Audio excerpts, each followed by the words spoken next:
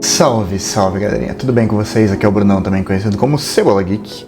E hoje a gente vai falar sobre o que vocês já viram aí no título, né? A gente vai falar sobre séries, né? A gente vai falar sobre desenvolvimentos de séries entre os grandes estúdios e a gente vai notar as diferenças principais entre cada um deles. Quando eu falo de estúdios, eu tô falando de streamings e eu tô falando principalmente dos streamings mais popularizados no Brasil, tá? Então a gente vai falar de 4 grandes estúdios. A gente vai falar de HBO para HBO Max, a gente vai falar de Amazon, que é no Prime Video, a gente vai falar da Netflix e a gente vai falar do Disney Plus. E eu vou dar um toquinho sobre TV também, tá bom? Então sigam adiante e vamos que vamos, galera.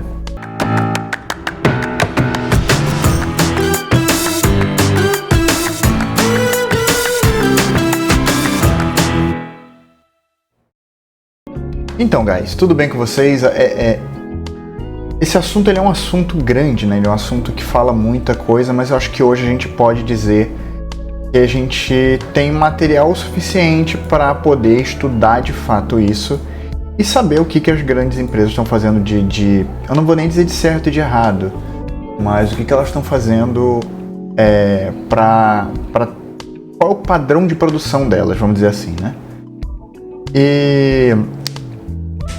E a gente também tem uma outra questãozinha aqui que eu esqueço de falar, mas depois eu vou falar. Eu vou começar dividindo os 4 focos e eu vou adiantar assim que já tem 2 que são muito parecidas, tá? Então o que acontece? Quando a gente fala de Amazon e de HBO, a gente está falando de 2 muito parecidos. O que acontece quando a gente fala de Amazon e de HBO? A sensação que eu tenho quando eu vejo séries de ambas é que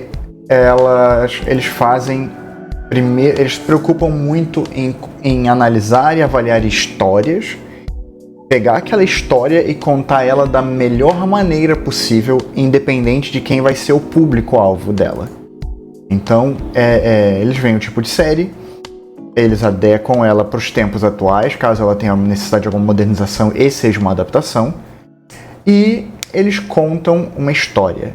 Tá? A ideia deles é contar uma história muito focado nisso, no storytelling, numa construção de mundo forte. Às vezes, quando se passa no nosso mundo, não é uma construção de mundo, mas sim de contexto, uma contextualização bem forte, como acontece em Succession, Euphoria da HBO, como acontece em Fleabag, que a gente tem na Amazon. Então, assim, a gente tem essas histórias e elas são contadas dessa maneira, né? Por que elas são... Por que eu digo que a história deles... Mas todos eles contam histórias, Bruno. O que você quer dizer com isso? Não, então... Não é bem assim. Vamos colocar aqui um exemplo claro, tá? 2 exemplos claros. A gente tem desde as séries com menos valor de produção, quanto as séries com maior valor de produção, ou pelo menos com menor investimento de cenário e efeitos, vamos dizer assim. Quando a gente fala na HBO, a gente vai falar imediatamente agora de Game of Thrones, né? Mas Game of Thrones já é passado e foi feito na TV e tudo mais, mas já era uma adaptação e um teste de formato, porque era série com temporadas mais curtas. E a gente tá tendo agora House of the Dragon, que também é uma série com mega custo de produção, uma faixa em torno de 20 milhões de dólares por episódio, então é uma grana muito grande. Se você for ver uma série de 10 episódios, é um filme. É o valor de um filme para Hollywood, de 200 milhões. É o valor que foi investido em Multiverso da Loucura, se eu não me engano. Então imagina a grana que não é, né? Mas ao mesmo tempo você vai ter essas séries com grande custo e você vai ter uma série... Vai ter The Flight Attendant, que é uma espécie de adaptação, porém mais moderna e que não tem todo esse gasto tão grande de investimento de cenários e coisas do tipo. Tem Succession, que é uma série é uma série sobre diálogos e sobre mental. A gente tem Euphoria, que é também um dos grandes hypes, né, da empresa. E se a gente falar, e todas elas têm esse ponto em comum. Elas falam com públicos às vezes muito diferentes, mas elas falam com séries que você vê que tem um cuidado muito grande na produção e que ele não fica, e que ela tenta ao máximo não ser apelativa, tá? E eu vou explicar um pouquinho mais sobre ser apelativo mais além. Aí a gente tem na Amazon, a gente vai ver principais, aqui a gente tem The Boys, a gente teve Wheel of Time, a gente teve, tá tendo Rings of Power, a gente teve Reacher, que foi uma série muito legal e que entra nessa questão de custo de produção um pouco diminuído em comparação com essas que eu citei antes. E o que acontece é a mesma coisa. São séries que focam em contar a história e que a história é que faz a série ser boa. É a história que faz a série crescer e faz ela expandir e existir e ser potente. Então, por conta disso,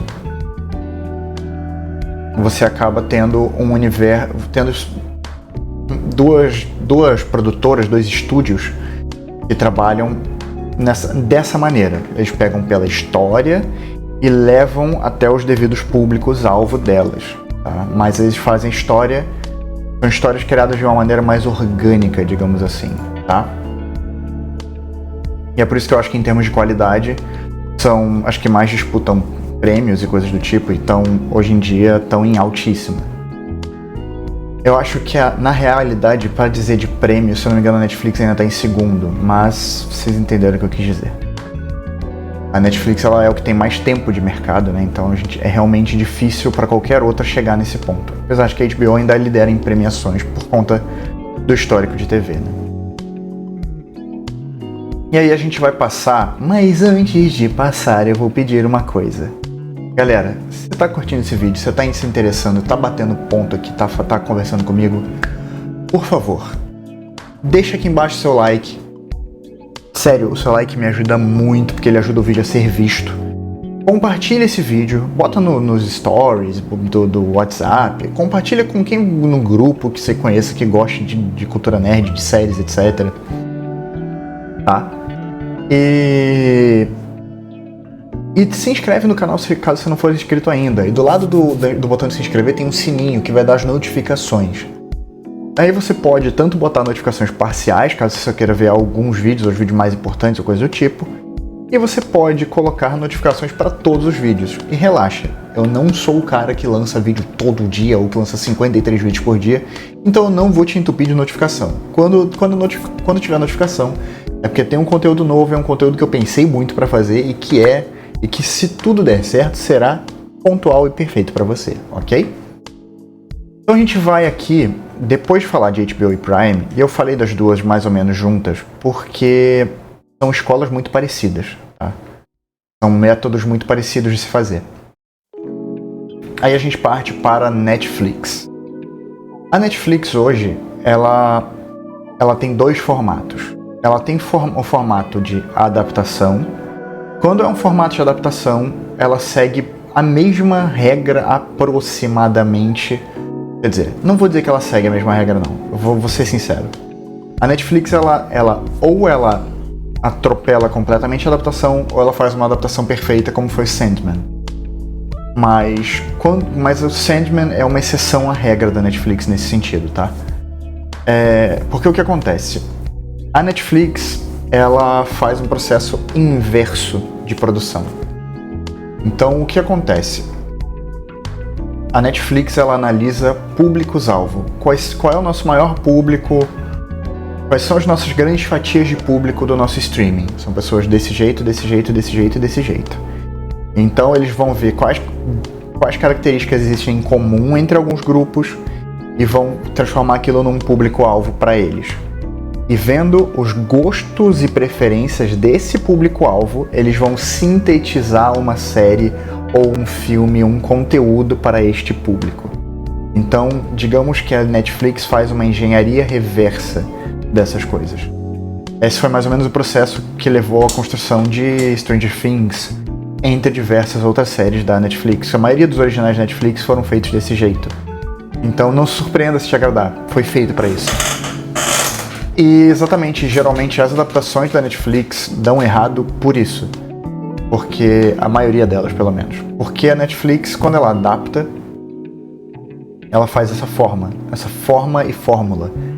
Então, quando alguém quebra essa fórmula de alguma maneira, né? Quando alguém faz quando você tem uma adaptação e eles tentam juntar a fórmula deles com a adaptação, eles acabam gerando um conflito de interesses entre contar a história e agradar um X público-alvo. E acaba que normalmente eles não fazem nenhuma coisa nem outra, que foi o caso, claro, da adaptação de Death Note, outro caso claro da adaptação de Cowboy Bebop, que é um público que eles estão tentando agradar com produções originais, porém eles já agradam com os animes, né, com as coisas, mas depois eu vou chegar nesse ponto, tá? Vai ser a segunda parte, digamos assim. Mas basicamente a Netflix ela faz esse processo de engenharia reversa. Eles primeiro escolhem o público-alvo e depois eles produzem a série, tá? Mas assim, algo que tanto HBO quanto Prime quanto Netflix têm em comum é que as séries são produzidas em separado e tem uma demanda talvez mais suave nesse sentido. E aí a gente vai chegar na última grande produtora de streaming que faltou, que seria a Disney. A Disney, ela já tem e teve muito conteúdo jovem e adolescente, muito infantil e adolescente, por conta dos canais da Disney, da produção para TV, e tudo foi agrupado ali, né? Tudo foi lançado para lá. E o que acontece? Quando a Disney muda de formato e agrega Pixar, e agrega Marvel, e agrega Star Wars, ela tem uma mudança grande. A gente teve uma grande série da Disney que eu acho que é o grande quebrador de paradigmas deles, que seria Mandaloriano. Porque, exatamente, Mandaloriano é produzido por um diretor extremamente apaixonado por Star Wars. E é uma história à parte. É uma história que não tem nenhum personagem preso, que não tem nenhum personagem que esteja realmente... Como é que eu posso dizer? Não tem nenhum personagem cujo destino já esteja definido e nem nada desse tipo. Então você tem uma espécie de carrossel de emoções, sim. E isso é bem interessante em Mandaloriano. Porque você está realmente conhecendo coisas do mundo de Star Wars que não dava para conhecer antes, e está tendo grandes diferenças no jeito que as coisas são, até nos próprios filmes mais recentes. Né? Porém, aí agora que eu vou chegar no ponto principal. As produções da Marvel, elas têm duas coisas que não são necessariamente boas ou ruins, são características, tá? Uma das coisas é que todas as produções Disney Marvel são seguras. Seguras quer dizer que eles vão fazer o máximo para que você não sinta emoções fortes, e se você sentir uma emoção forte, ela será acolchoada ao máximo. O exemplo principal seria o episódio 9 de Star Wars, mas a gente pode ver que, inclusive nas séries mais recentes do Marvel Verso, né, do MCU, que tem tido uma pegada mais leve. Eles testaram coisas no começo com WandaVision, apesar de que, se você olhar o final de WandaVision, ele não teve nenhuma consequência. Testam coisas com o Falcão e Soldado Invernal, que é uma série que tem um pouco mais de evolução, um pouco mais de consequência, porém ainda é bem previsível. A gente teve Loki, a gente teve Falcão e Soldado, já falei. A gente teve Gavião Arqueiro, a gente teve Miss Marvel, a gente teve She-Hulk, a gente teve Cavaleiro da Lua. Cavaleiro da Lua eu acho uma série incrível, justamente por trabalhar com um herói menos conhecido e trabalhar com assuntos um pouco mais delicados. Como transtornos e diversas coisas que as pessoas não estão habituadas a ver e que já foram trabalhados no quadrinho há muito tempo. Porém, contudo, entretanto, todavia, a gente tem algumas características primordiais. Uma é essa de tudo ser acolchoado, tudo ser seguro, tudo ser calma, tudo bem, não, calma, não se emociona. Por quê? A Disney, ela ficou meio assustada, vamos dizer assim, com o Star Wars Episódio 8. e com o lashback, né, a porrada, o backlash, na verdade, a porrada que os fãs deram contra isso. E gerou muito debate, foi um filme muito controverso, teve amor e ódio. Eu particularmente gosto do filme dentro dessa trilogia. Só que por conta disso a Disney recuou em tudo, voltou atrás em tudo, porque eles ficaram, não tá errado, a gente não pode correr risco, a gente não pode correr risco. E a partir daí eles puxaram o botão de emergência e tudo tem que ser ultra seguro, ultra suave, porque o que eles passaram foi emoção igual a perigo. E além disso, eu tenho tido a impressão de que as produções elas são muito corridas, porque eles estão trabalhando a ritmo de prensa. Ritmo de prensa, quando eu falo isso, é ritmo de prensa e de imprensa, digamos assim, né? É aquela questão de prensa jornalística, em que basicamente todo dia tem que sair um jornal novo e tem que ter notícia e tem que ter alguma coisa para sair na banca e para quem comprar o jornal ler. Então todo dia vai ter um jornal novo na banca. E todo dia esse jornal tem que ter alguma manchete, tem que ter alguma coisa, tem que ter alguma novidade. Então a Disney com Marvel e Star Wars está funcionando mais ou menos desse jeito, depois da saída, tirando o Mandaloriano. E, se eu não me engano, a última temporada já tem 2 anos, então é uma série que vai demorar para sair, que está sendo produzida lentamente, com calma, com tranquilidade. Mas a gente vê que a Disney ela perde a oportunidade de contar grandes histórias por fazer com pressa e, consequentemente, gera certos desgastes com equipes de produção. Mas, sim, por geral, o que acontece? Você tem entretenimento? Dependendo do seu gosto, sim. Pode ter entretenimento, sim. Eu não estou dizendo que essas séries são ruins, eu estou dizendo que elas são feitas de maneira apressada e que está tendo um grande descaso com as equipes de produção. Você tem funcionários trabalhando com privação do sono, você tem vários problemas com isso e que já vieram à tona. E então, por conta disso, são séries que elas parecem meio sem alma, sabe? A sensação de que dá é que são sem alma. E o que eu enxergo também é que a Disney ela tem usado uma tática que eu não acho muito legal, que é uma tática meio covarde, eu diria, que é se esconder atrás de certas pautas para poder defender. Então você não vai poder criticar uma série X ou Y, porque caso você critique a série X ou Y, eles e os fãs mais fanáticos vão dar a defesa de que você está criticando a causa. Enquanto isso é um caso... E por que eu estou gritantemente falando disso? Porque a gente não vê isso na Netflix, a gente não vê isso no Prime, a gente não vê isso na HBO.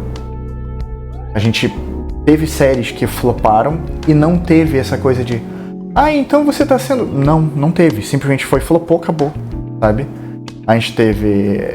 E foi de todas elas, sabe? De todas as produtoras. Já tiveram séries que deram certo e séries que deram errado. E nenhuma série teve esse tipo de repercussão. Por exemplo, o cara viu Miss Marvel e não gostou. Então você é xenófobo. Você é xenofóbico, né? Xenófobo. Porra, desculpa, gente. O português tá complicado. Você não gosta de Hulk? Então você é machista. E não, eu particularmente, né? Só posso falar por mim, não posso falar pelo grande público. Deve ter, com certeza tem gente que é sim machista e que é xenofóbica e que é racista. Então, com certeza existem essas pessoas, não tenham dúvidas disso, existem e criticam com certeza, sem sombra de dúvida. Eu não tenho a menor dúvida disso, tá? Que tem gente que vai criticar por esses motivos e essas pessoas estão terminantemente erradas. Isso daí não é motivo para criticar uma série, um filme, um jogo, o que quer que seja, tá? E isso é um motivo para você buscar terapia e buscar tratar os seus problemas de preconceito, tá? Mas rebobinando a fita, continuando. O problema é quando é que a Disney ela usa essas pautas como escudo. Então você critica uma série porque o CGI tá ruim, ou porque as piadas não estão encaixando, ou porque são efeitos muito forçados, ou porque tem um roteiro é furado ou relativamente fraco, ou porque basicamente você vê que falta coragem em tomar certas decisões mais pesadas. Como o WandaVision mesmo, a gente teve aquela questão toda de vários easter eggs deixados ao longo do episódio e a gente teve a conclusão mais boba e insatisfatória de todas. Sendo que podia ter um grande plot twist, mas eles falam, não, vamos com calma. Daí, assim, pra mim foi uma série que dividiu ali, né? Ela é muito boa e muito ruim ao mesmo tempo, nesse sentido. De ser um roteiro frágil, né? Mas é uma série que não foi tão covarde nesse sentido de não usou essas pautas pra se defender, não teve nada disso. A Falcão e Soldado também... Falcão e Soldado não teve esse problema, mas tinha uma pauta clara, racial, óbvio, né? Mas eu sinto que ela foi abordada de uma maneira correta. Eu falo muito disso, que Falcão e Soldado foi uma das minhas séries favoritas no Disney Plus e da Marvel, justamente porque ela é uma série equilibrada, sabe? Ela é uma série balanceada, é uma série que tá no... Ela te entrega exatamente o que ela promete e o que precisava e na dose certa. Então ele aborda a questão racial, mas ele não força situações raciais. Ele aborda situações que realmente acontecem no nosso dia a dia e que são invisibilizadas pela sociedade como um todo. Aí a gente teve Loki. Você não gostou porque tem a... Eu sou muito ruim com nomes, é isso que eu descobri. Porque tem a Loki... A Sylvie. Porque tem a Sylvie. E... você não gostou porque tem a Sylvie e você é machista. Aí chega o... Gavião Arqueiro, que é uma série natalina, uma série que eu me diverti muito assistindo, eu adorei a série. Nesse ponto, eu me entretive muito com a série, mas admito, o roteiro dela não é grande coisa, não é nada demais. Completamente previsível, completamente bobo, assim, bem bobo, mas é uma série divertida. Porém, novamente, eu não gostei porque a Kate é meio forçada, não sei o que, lá. Que força uma dinâmica ali, lá. Você é machista. Entendeu? Essas defesas são uma coisa que prejudica muito. Porque aí você fica impedido de criticar, e se você não pode criticar, você não pode melhorar, porque ao invés de todo mundo criar uma voz em uníssono para melhorar, você tem uma dissonância. Claro, é óbvio, né, que você tem que separar o que é crítica de verdade e o que é uma crítica por motivos ruins. Mas e aí a gente vai falar de uma quinta vertente, tá? É uma vertente mais defasada, uma vertente que não tem mais praticamente tanta produção. E esse vídeo tá muito longo, mas eu espero que vocês gostem, porque a minha garganta vai agradecer muito por isso. Não esquece, pelo amor de Deus, de deixar o seu like, compartilhar e se inscrever caso você não seja inscrito ainda. Mas vamos lá. Última escola, assim, que a gente vai falar é de TV, que talvez tenha sido a primeira escola, né? A TV, ela tem um problema, na real, e as séries de TV, elas são feitas para durar um X tempo. Então, por conta dessa questão de duração, a maioria das séries trabalha com temporadas de 24 episódios, que garante um episódio por semana durante 6 meses. Então, se você tem um episódio por semana durante 6 meses, você fecha uma grade de horário de televisão que vai durar 6 meses. Mas agora vamos supor que uma série... Que WandaVision, que é de 9 episódios, fosse passar na televisão. E fosse passar ao longo de 6 meses.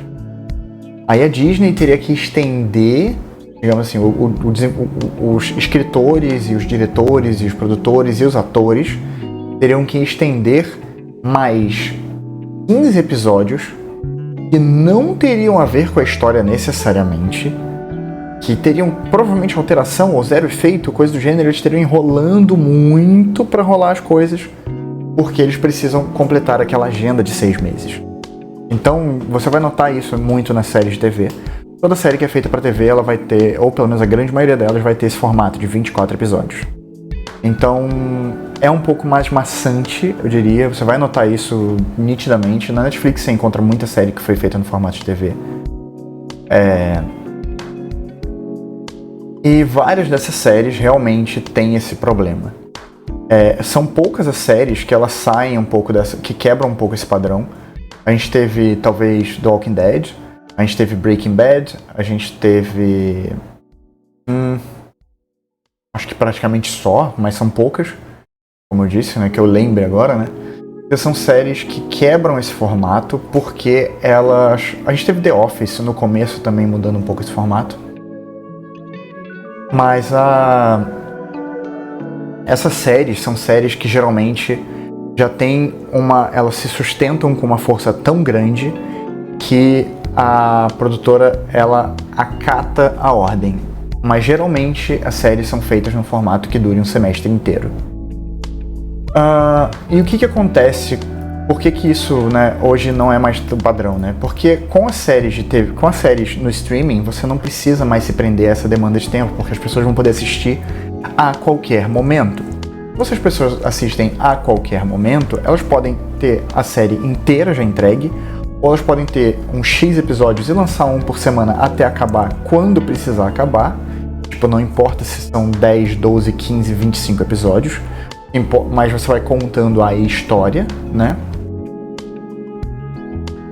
E isso deixa a história mais coesa, porque esse é o ponto principal. Por conta dessa encheção de linguiça, vamos dizer assim, desses episódios extras que colocam, as séries acabam ficando esticadas e acabam ficando com muitos episódios que às vezes não são tão interessantes, às vezes não são tão legais, não são tão fodas, tão ligados com o enredo em si. Então você sente que está demorando a desenvolver, que está demorando a chegar onde a história quer chegar. E por conta disso, muita gente abandona séries de TV por conta nesse meio da série, né? Tanto que geralmente o começo e o fim das temporadas costumam ser os topos de audiência e o meio é bem qualquer coisa.